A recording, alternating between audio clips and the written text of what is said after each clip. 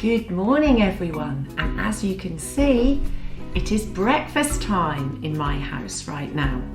Some of you might be watching this while you're eating yours. It's lovely that you've been able to join us this morning. It was fantastic to see so many of you at our Easter trail a few weeks back. And those of you who were there should have received something through the post by now. Now, you might remember that in our last video, we had a photo quiz around the hub. Now, Ben was extremely sharp-eyed and he managed to get them all correct except one. A huge well done to you, Ben. I hope you enjoyed your prize. Now, back to my breakfast.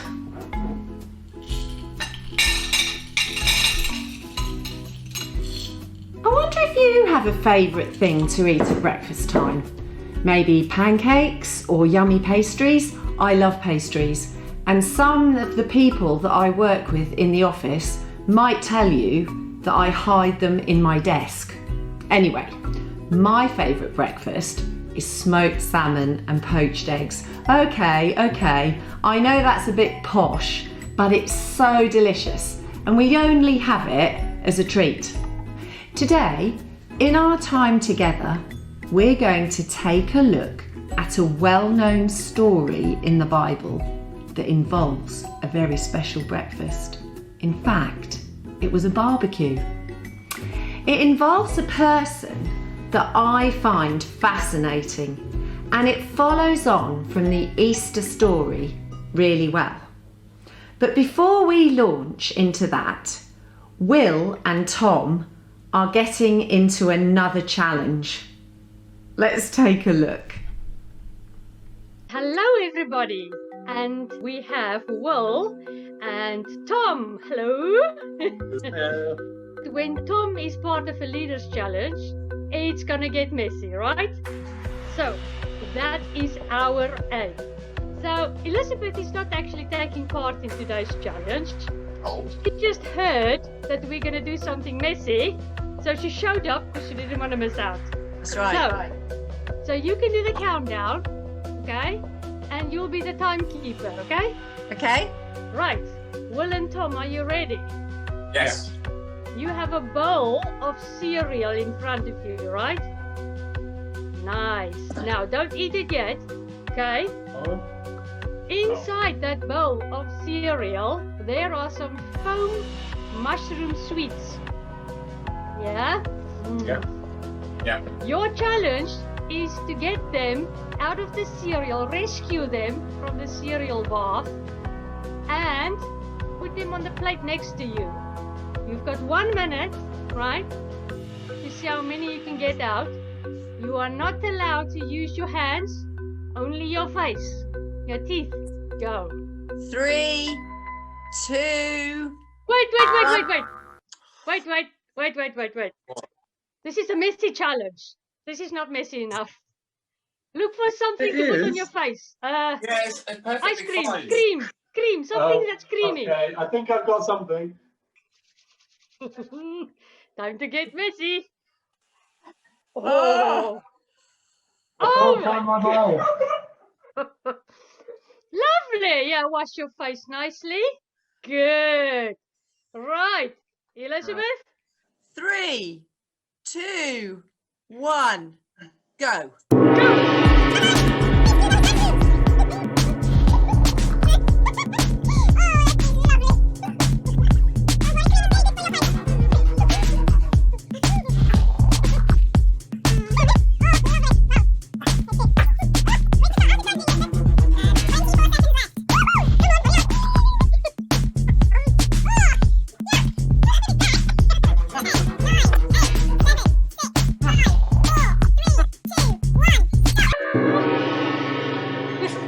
Oh, lovely.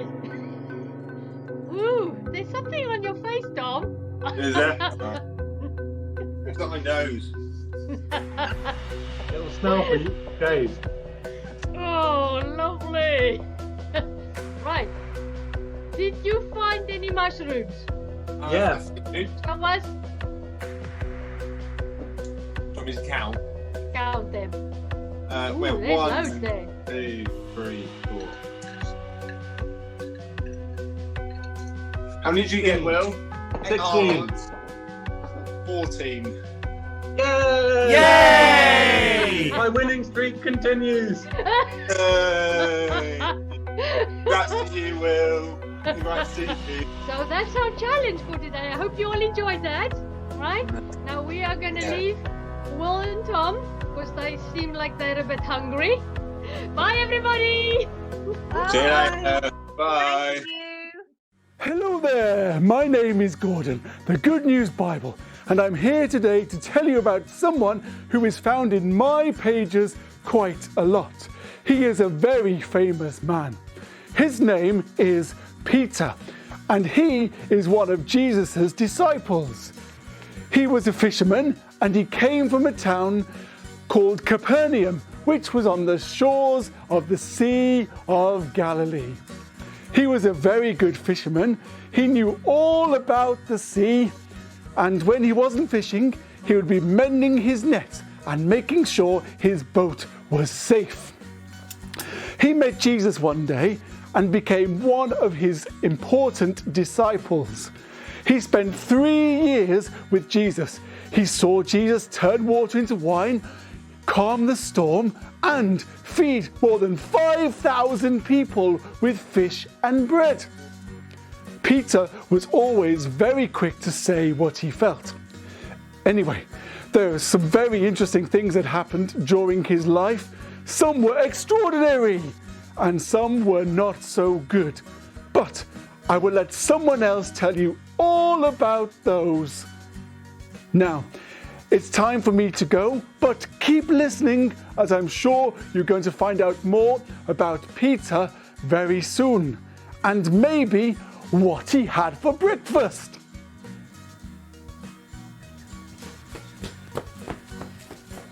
It was good to see Gordon again there. And now it's time for our Uber quiz. Yay! It's an easy one for this week. As our theme is about breakfast, we thought we'd give you a quiz about it too. So, you're going to see 10 pictures of parts of cereal packaging for well-known cereals, and all you have to do is tell us which cereal it is and send it in an email to the address at the end of this video. There will be a prize for someone who sends in the correct set of answers. So let's have a look and see what's on the menu.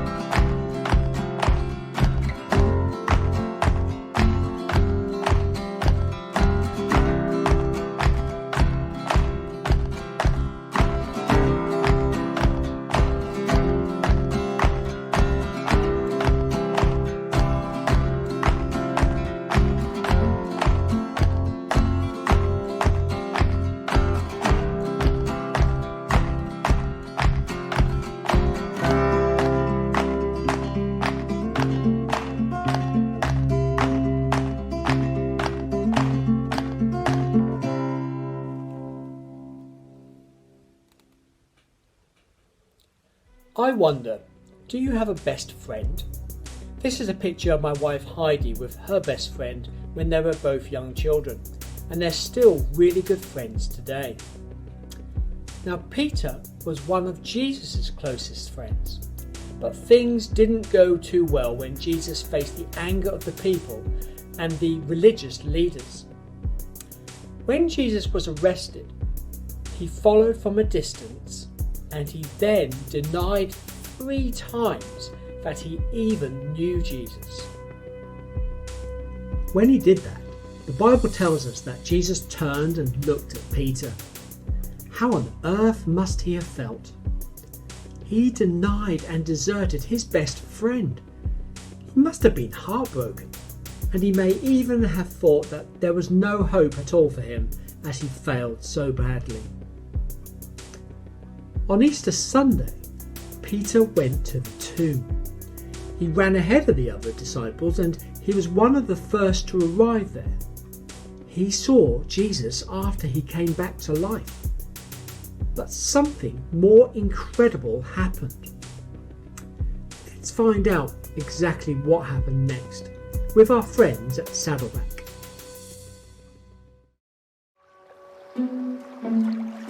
Some of Jesus' followers were together when Peter said, "I am going fishing." Okay. So they all went out to the sea, but caught nothing all night. At dawn, they saw a man standing on the beach. Oh, hey, over here. The man called out to them and said, "Have you caught any fish?" Nope. The man said, "Throw out your net on the right side and you'll get some." Okay. So they did, and they couldn't bring in the net because there were so many fish in it. Then one of the men on the boat said to Peter, "It's Jesus." When Peter heard that it was Jesus, he swam to the shore while the others pulled in the load to the boat. When they got there, they found breakfast waiting for them. I miss a fish. Got it. Jesus said, "Come have some breakfast." While they were eating, Jesus asked Peter, "Do you love me?" Peter said, "Yes, you know I love you." So Jesus said, "Then feed my lambs." Then Jesus asked again, "Do you love me?" Peter said again, "Yes, you know I love you." And Jesus said, "Then take care of my sheep." And then a third time, Jesus asked Peter, "Do you love me?" Peter was hurt that Jesus asked the question a third time, so he said, "You know everything. You know that I love you." So Jesus said one last time, "Then feed my sheep." And so Peter went on to feed Jesus' sheep by helping establish the church and by writing books that we can now read in the Bible. And though he denied Jesus, he was forgiven, and many came to know the love and forgiveness of Jesus through Peter.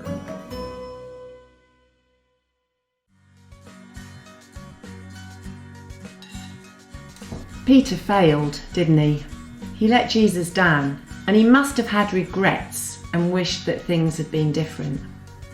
But you know, the wonderful thing is, Jesus didn't just cast him away or give up on him. Jesus forgave Peter, and at that very special breakfast, gave him the opportunity to start again.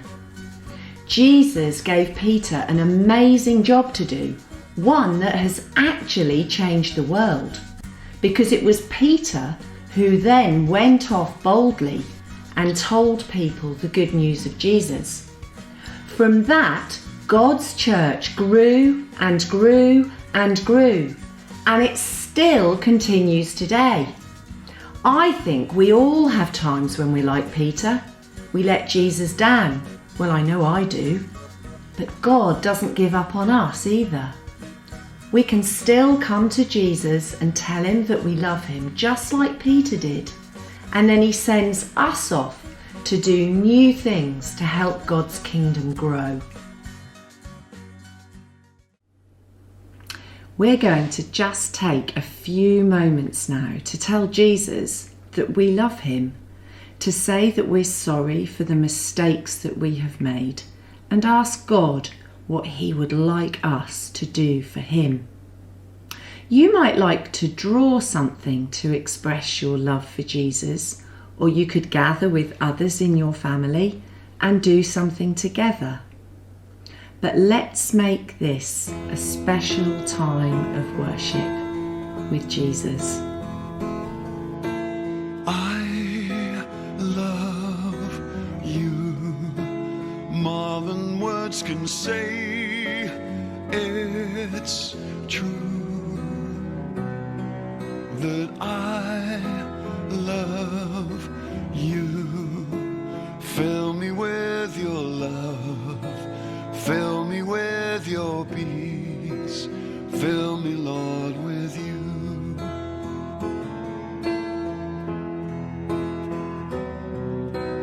I need you more than words can say. It's true that I need you. Fill me with your love. Fill me with your peace. Fill me, Lord, with you.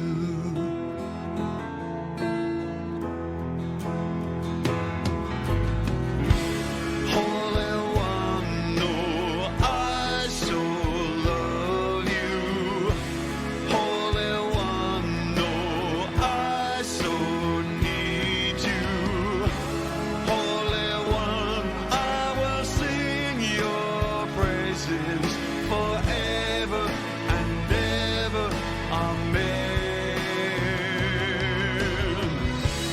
Holy One, oh, I so love you. Holy One, oh, I so need you. Holy One, I will sing your praises forever and ever, amen.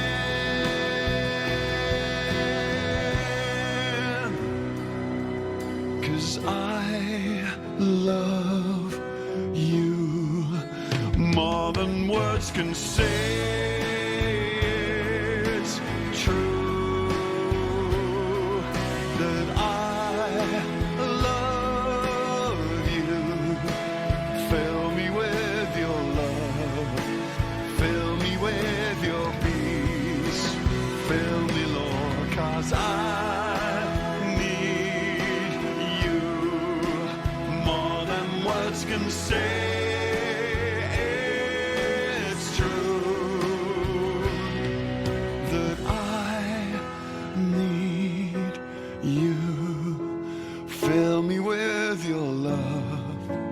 Fill me with your peace. Fill me, Lord, with you.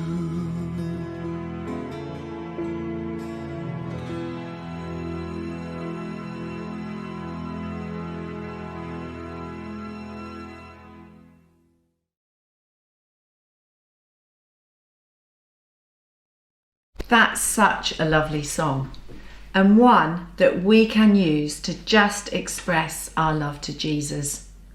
I hope you found that helpful. Well, that brings us into land for today, and it's time for me to say goodbye and carry on with my breakfast. If you want to read that story about Peter and Jesus for yourself, you can find it in the Bible in John chapter 21.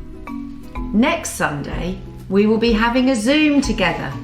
If you've never been in one of our Zooms, do get in touch with me and I'll tell you how you can do that.